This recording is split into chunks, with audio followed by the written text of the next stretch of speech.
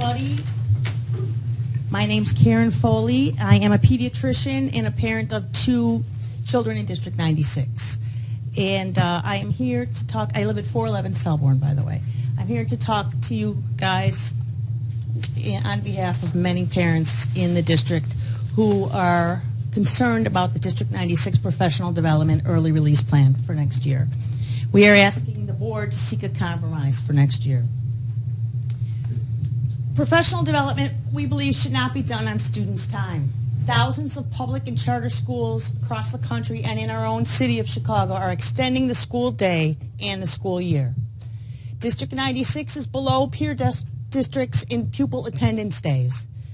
The proposed early release calendar for next year is going to result in 7 days lost for our students next year.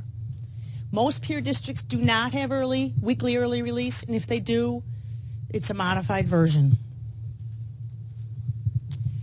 So across the country, thousands of schools, including our own Chicago Public Schools, are extending the school day and year. Here is a list of articles, recent articles, and a recent book called Time to Learn by Christopher Gabriel. I have a copy if anybody's interested.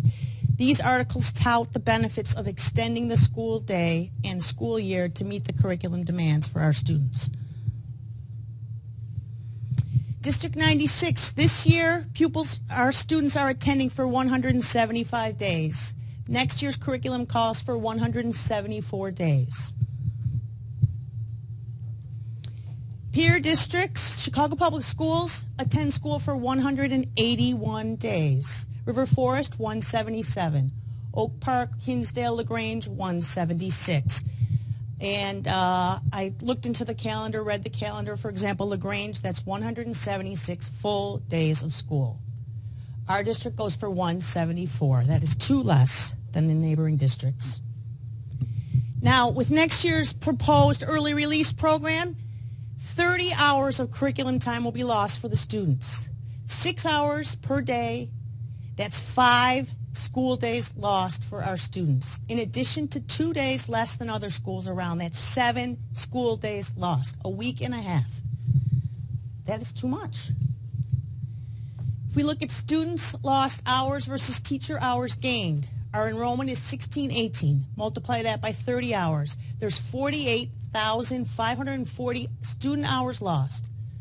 There's 104 District 96 teachers, 30 hours, that's 3120. The ratio is 16 hours of student loss for 1 hour of teacher professional development. I don't think that is a fair compromise. Illinois Report Card state statistics, Hauser students are already disadvantaged. Hauser students have 80 minutes per week less than the state average of math instruction and 88 minutes per week less of reading. That's over an hour of reading, an hour of math, and now we're going to take another hour away. District 96 is not making adequate yearly progress in math. ISAT scores are falling. Overall test scores are down. This is not in the best interest of students. Peer district early release. Other schools, I did a lot of research on this. Average is 1 day a month early release. The only schools I could find that have weekly early release is LaGrange District 102, only 102, and Oak Park Elementary, not the junior high. Hinsdale does not have early weekly release. They floated the idea, the parents said no way. District 89, Glen Ellen, Indian Prairie Roads do not have early weekly release. Lost value to our district. Again, enrollment 1618. It costs $7.50 per hour per child to educate in our district. You multiply that by 30, that's $365,000 instructional loss. If you add those 2 days, that's $511,000. That is money that we are investing in our students that we are losing. Something needs to happen in terms of a compromise. Our taxpayers, we know we spent almost 80% of our tax dollars on our district. They need to be considered in this decision. Parents need to be considered. Teachers were well represented when this decision was made, but I would argue parents were not and students were not. How does instructional time impact student learning? What are the students gaining from this? What are the students gaining from losing 7 days of school? Less is not more. We need a compromise. We all agree teachers need professional development. All professions need professional development. I have to do 50 hours a year on my time. Most professions have to get professional development, but not when they're supposed to be working. They need to get it, but not at the expense of student instructional time. So our group recommends a strategic planning group be put together to look at how to reach a compromise so teachers can get what they need, not at the loss of the students, not for the student suffering. And this needs to be implemented not now, not in the fall after this is over with. One option is to pay teachers. The current rate is $36 an hour. If we pay the teachers more than their rate, $50 an hour, for that 30 hours, the cost would be $156,000. That's significantly less. That's almost half of the $365,000. When can that happen? Summer, after school, Saturdays. Other option, extend the school day. Another option, extend the school year. 174 days is the absolute minimum amount of days the state requires. We are at the minimum, and as you see, we're below all the neighboring schools. So we ask the board to reconsider this decision, to come up with a compromise so that teachers can get what they need and not at the loss, not at the expense of our students. Thank you.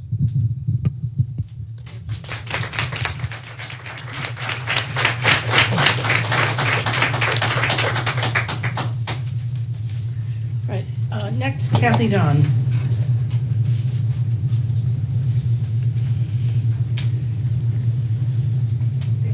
Kathy Dawn. I live at 239 Scottswood, and will be 3 children attending District 96 next year. And along with Karen and a group of us, we just want to reiterate that we would like the early release schedule revisited for the upcoming school year and beyond. So thank you for listening to us. Thank you, Kathy. Not sure I can. Gail, is it 238 North Delaplane? Oh, that's me. I'm sorry, Paul. I'm Paul Stack, sorry. Thank you, Madam President, members of the board. Actually, what got me interested was the article on the earlier release, because I was concerned about time on task. I don't have kids in the school anymore. Mine have already attended and moved on. They're both adults. But I am a resident of Riverside and a taxpayer, and I have a very strong interest in seeing the highest quality education that we can provide just to keep our community healthy. When I saw that, the first question I had in mind was, well, how is our school doing? Academically, how is it going on? And I came across documents that I had saved over the years. I was on RB's Board of Education for 8 years, and I was village president, and I just tended to save sort of landmark documents from time to time so I could get a snapshot. And I have a handout, and I don't know if everybody has a copy of the handout or not. Okay. Let me just explain it to you briefly. I've got an extra one. The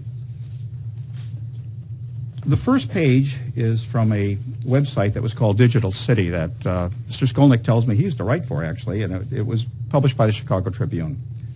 The date of this first page is August of 2000. And if you could take a look at Blythe Park, you can see right below the name Blythe Park, the state rank of that school was 1 out of 1,669 schools in Illinois. The second page is from a current ranking from a place called School Digger. And these rankings are all based entirely upon standardized test scores. The current ranking for Blythe Park is 466. The next page was the 2000 ranking for Hollywood. It was 6 out of 1,669. Today, Hollywood is ranked 529th, barely in the upper third. The last one is Ames. Ames in 2000 was ranked 63rd in the state. And Ames is doing the best of the three. It's now ranked 99. Now, when a school goes from number 1 in the state to number 466, it's not a problem, it's a catastrophe. This was devastating when I read this, and I'm trying to figure out what happened, what caused it. I've been on a Board of Education, and I can tell you that Board of Education sets the tone for the school. And when I was at RB, we brought in administrators with very, very clear direction, which was we have high expectations. We have high expectations for our students. We have high expectation for our faculty. We have high expectation for administrators. These kind of current scores would not have been acceptable at RB. And yet, in the last 10 years, we've really heard very little about the academic progress of District 96. I think now we realize that the silence, there was some serious deterioration of our educational product here. And it's very, very detrimental to the school. If I was a real estate broker, I would not want to show something like this to a prospective purchaser. So I don't have the answer. That's really up to the board. But I think it's up to the board. The 7 members of the board bear the responsibility for this. They bear the responsibility for getting us out of this.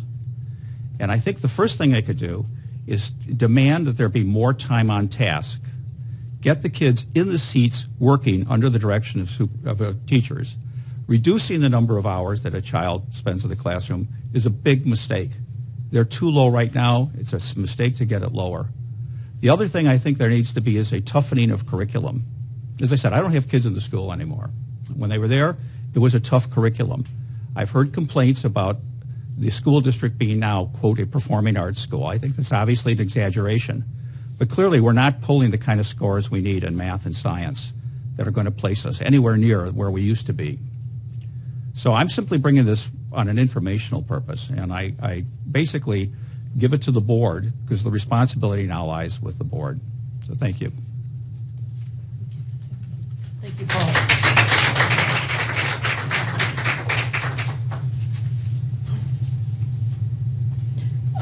Helen Hart Bryan.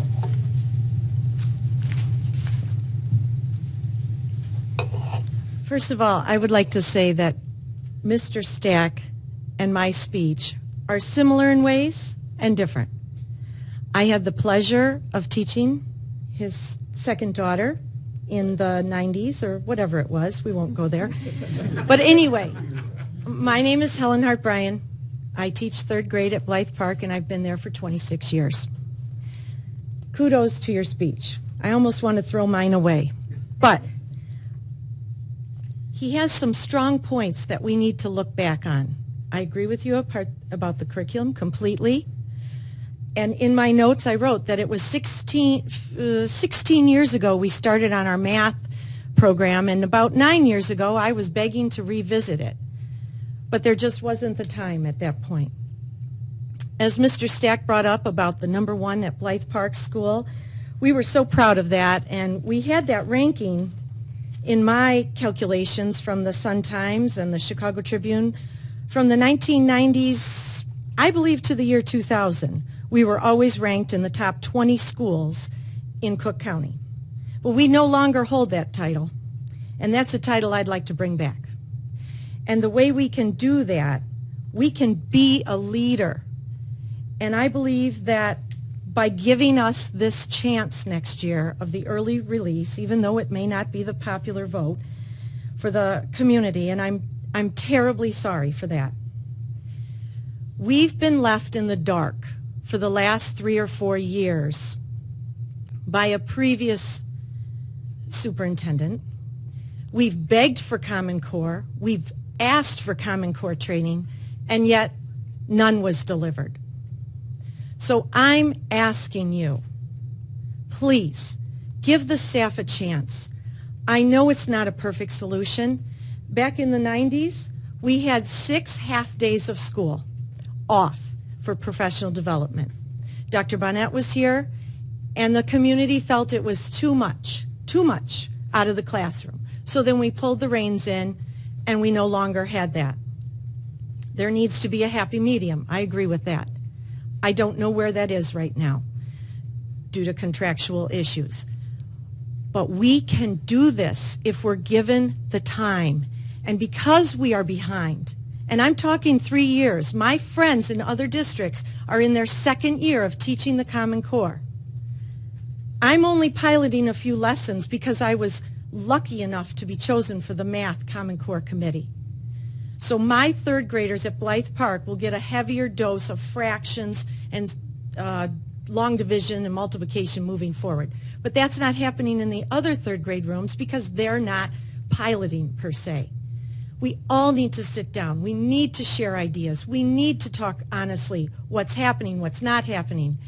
And we need to go back to what Mr. Stack said about perhaps more time actually working, perhaps less programs per se, and some of the extra things.